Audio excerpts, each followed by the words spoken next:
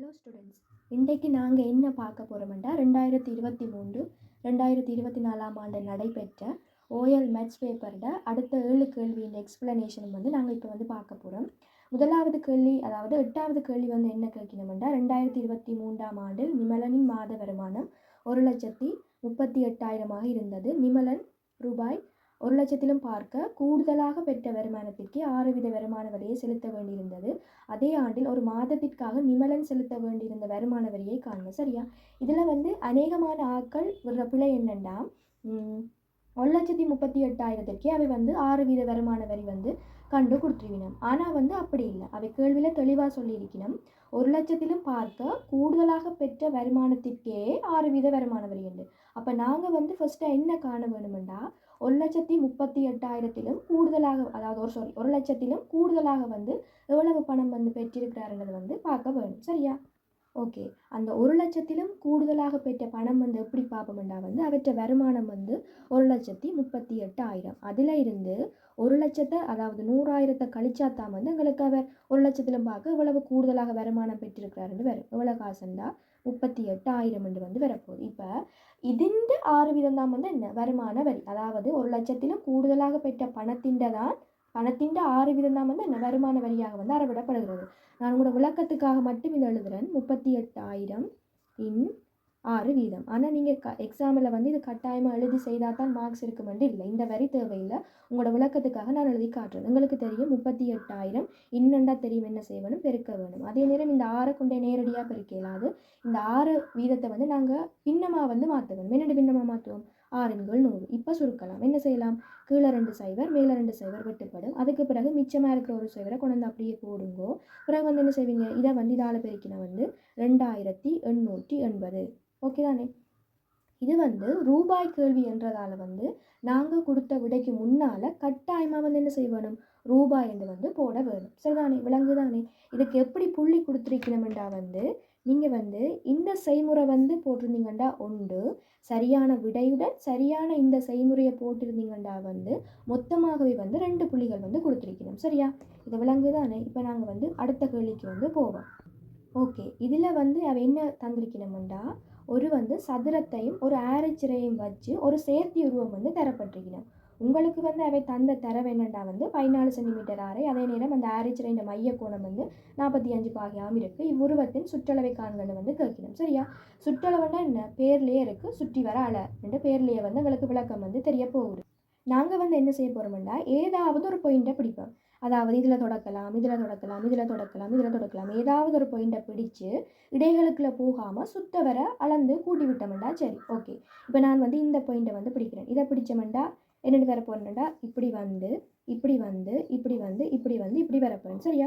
நான் இப்படி என்ன செய்யலை, இடைக்குள்ளால் போகலை. இடைக்குள்ளால் போய் திருப்பி நான் அதே இடத்துக்கு போனேன்டா வேறொரு விட தான் வரப்போகுது. அப்போ என்ன செய்ய வேணும்? இடைக்குள்ளால் அல்லது சில கேள்விகளை டாட் லைனால் காட்டிக்கணும். அந்த இடத்துக்குள்ளால் கடைசி மட்டும் போகக்கூடாது. ஒரு புள்ளியில் தொடங்கினேன்டா அதுலேருந்து ஸ்டார்ட் பண்ணி சுத்த வர அளந்து இடைக்குள்ளால் போகாமல் என்ன திருப்பி அதே புள்ளிக்கு வரதாம என்ன எங்களோட சுற்றளவு. ஓகே, அதை என்னென்னு செய்கிறேன்னு பார்ப்போம்.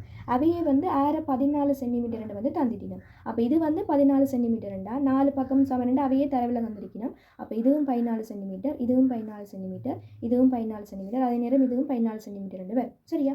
அப்போ நாங்கள் என்ன செய்ய போகிறோம்? இந்த பாயிண்ட் தான் பிடிக்க போகிறோம். 14. அடுத்து இந்த வில்லின் நீளம் காண வேணும். அது எங்களுக்கு காண முடியுமே, எங்களுக்கு தியரி இருக்குது. அடுத்து இன்னொரு 14, இன்னொரு 14, இன்னொரு 14. மொத்தமாக என்ன 4 14 கூட்ட வேணும். நீங்கள் 4 14 கூட்டுறதும் 14 4 முறை பெருக்கிறதும் என்ன ஒரே விடையை தரப்போகுது. நான் 14 4 முறையை பெருக்கி போகிறேன். எவ்வளவு? நன்னாங்க 16 6 ஒரு மிச்சம் 4 4 5, அதாவது 56 சென்டிமீட்டர் வரப்போகுது. சரியா? இது மட்டும் இல்லை, இன்னும் காண வேணும். அப்போ நாங்கள் 6 இடைக்கு காண வேணும். வில்லின் நீளத்தை காண வேணும். இதுக்கு தியரி இருக்குது. என்ன தியரி? 45 360 தர 2πr. சரியா? இனி பிரித்து எழுதுவோம். 45 360 தர 2 தர 22 7. ஆரே அவையே சொல்லியிருக்கணும் 14. ஆகவே 14 போடலாம். இந்த 7 இந்த 14 சுருக்கப்பட்டால் 2 வரும். பிறகு இதுவும் சுருக்கப்பட்டால் 1 8 வரப்போகுது. இந்த 2 இந்த 4 8 சுருக்கப்பட்டால் 4 கீழே வரும். இந்த 4 இந்த 22 சுருக்கப்பட்டால் மேலே 11 கீழே 2 வரப்போகுது. இதில் ஒரு 2 கீழே ஒரு 2 இருக்குது, மேலே ஒரு 2 இருக்குது. 2 வெட்டுப்பட்டால் எஞ்சியதாக 11 சென்டிமீட்டர் மிஞ்ச போகுது. உங்களுக்கு என்ன செய்ய வேணும்? இந்த 56ஓட அந்த வில்லின் நீளம் 11ஐயும் கூட்டி இறுதி விட 67 சென்டிமீட்டர் 67 சென்டிமீட்டர் வந்து என்ன செய்ய போகிறோம், கொடுக்க போகிறோம். சரியா? இதுக்கு வந்து எப்படி புள்ளி வழங்கியிருக்கணும்டா, இந்த செய்முறை இருந்தால் வந்து இதுக்கு ஒரு புள்ளிகள் வழங்கப்பட்டுள்ளது. அதே நேரம் இந்த சரியான செய்முறையுடன் நீங்கள் சரியான விடையும் கொடுத்திருந்தால் மொத்த புள்ளி 2 வழங்கப்பட்டுள்ளது. சரியா? ஓகே, அடுத்தது வந்து நாங்கள் இப்போ வந்து 10வது கேள்வி பார்க்க போகிறோம். அது என்ன கேட்டிருக்கணும்னா, இந்த 2 புள்ளிகளுக்கு கூடாக செல்லும் நேர்கோட்டின் சமன்பாட்டை காண்கண்டு வந்து கேட்டிருக்கணும். இது வந்து நாங்கள் என்னென்னு காண்றோம்டா வந்து, இப்போ நேர்கோட்டின சமன்பாடு வந்து எங்களுக்கு இப்படி வரும்னு தெரியும். சரிதானே? இந்த சமன்பாட்டில் வந்து எந்த நேர்கோட்டின சமன்பாடு எடுத்தாலும் வந்து எங்களுக்கு இந்த வையும் எக்ஸும் மாறாது. சரியான சிலர்களில் மாறும், உங்களுக்கு தாரகளியில் மாறாது.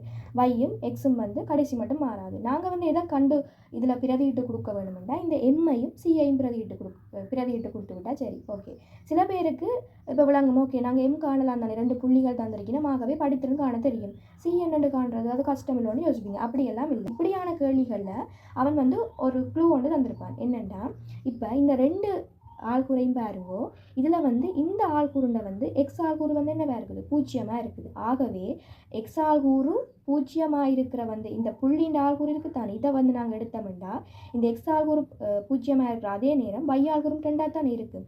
இந்த 2 தான் வந்து எங்களுக்கு என்னவா வரப்போகுதுண்டா வந்து வெட்டு துண்டா வந்து வரப்போகுது. சரியா? அப்போ நீங்கள் வெட்டு துண்டு இப்போ 2 கண்டுபிடிச்சிட்டிங்க தானே, அதை வந்து போட வேணும். C = 2 வந்து போட வேணும். இனி எங்களுக்கு என்ன ஒரே ஒரு வேலை, எம்மை வந்து கண்டுட்டு இந்த எம்ஐயும் சிஐயும் அந்த சமன்பாடில் கொண்டே பிரதி விட்டுட்டு போட்டு விட்டால் சரி, அவ்வளோதான் வந்து எங்களோட வேலை. இனி எம்மை பார்ப்போம். எம்மண்டா என்ன, படித்திறன் சமன் y ஆள்கூறுகளின்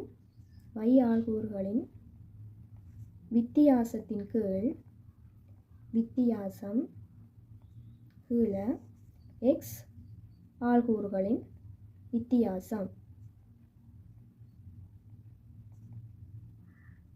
ஓகே, இவை வந்து என்னென்ன செய்ய போகிறோம்டா வந்து இப்போ நாங்கள் இது 2 இப்படி நேர போடுவோம். சில பேருக்கு எதை வையில் போடுறது, எதை எக்ஸில் போடுறது. சில பேர் ஒருக்கா வந்து இதில் இருந்து இதை கழிப்பினோம், பிறகு சில வேளை இதில் இருந்து மாறி மேலே கழிச்சு போடுவினோம். சரியா? அப்படி வந்து கழிக்கக்கூடாது. அப்படி நீங்கள் மேலையும் கீழையும் இப்படி போட்டிங்கன்னா நீங்கள் செய்கிறது ஈஸி. என்ன செய்வோம், ஃபஸ்ட்டாக y ஆள்கூறுகளின் வித்தியாசம் தானே, அப்போ வந்து நாங்கள் y ஆள்கூறுனா இது 2, அதாவது இதை வந்து ஃபஸ்ட்டாக செய்வோம். அதாவது என்ன செய்யணும்டா, நீங்கள் மேலே இருந்தும் கழிச்சு செய்யலாம், கீழே இருந்தும் கழிச்சு செய்யலாம். நான் வந்து கீழே இருந்து கழிக்க போகிறேன். அப்போ தான் எனக்கு சாகவெல்லாம் விட வரப்போகுது. அப்போ என்ன செய்ய போகிறேன், எம் சமன் கீழே இருந்து கழிக்க போகிறேன். 5 வந்து 5ல் இருந்து 2 வந்து கழிக்க போகிறேன். பிறகு என்ன செய்ய வேணும், இதை கீழே இருந்து கழிச்சா கட்டாயமாக இதுக்கும் என்ன செய்ய வேணும், கீழே இருந்து தான் கழிக்க வேணும். அப்போ என்ன வரப்போகுது, 1 0 வந்து வரப்போகுது. 5லேருந்து 2 போனால் எத்தனை, 3. 1லேருந்து 0 போனால் எத்தனை, 1. ஆகவே இதன் கடைசி விட என்ன, 3. சரியா? இனி வந்து நாங்கள் என்ன செய்ய போகிறோம், இந்த y சமன் mx சியில் வந்து கொண்டே பிரதிடுறதா வந்து எங்களோட வேலை. என்ன செய்வோம், y அப்படியே கட்டாயமாக வரும், எம்முக்கு பதிலாக நாங்கள் கண்டுபிடிச்ச 3, எக்ஸும் கட்டாயமாக அப்படியே வரும், சிக்கு நாங்கள் கண்டுபிடிச்ச 2. சரியா? இதான் வந்து கடைசி விடையாக வந்து இருக்க போகுது. இதுக்கு எப்படி புள்ளி வழங்கியிருக்கணும்டா வந்து, இவ்வளவு செய்முறையும் வந்து சரியாக நாங்கள் செய்து படித்திறன் வந்து 3 விடையை கொடுத்துருந்தா வந்து எங்களுக்கு ஒரு புள்ளிகள். அதே நேரம் இதையும் கொடுத்து சரியான விடையும் கொடுத்துருந்தால் வந்து மொத்தமாக வந்து என்ன 2 புள்ளிகள் வந்து வழங்கப்பட்டு இருக்கின்றன.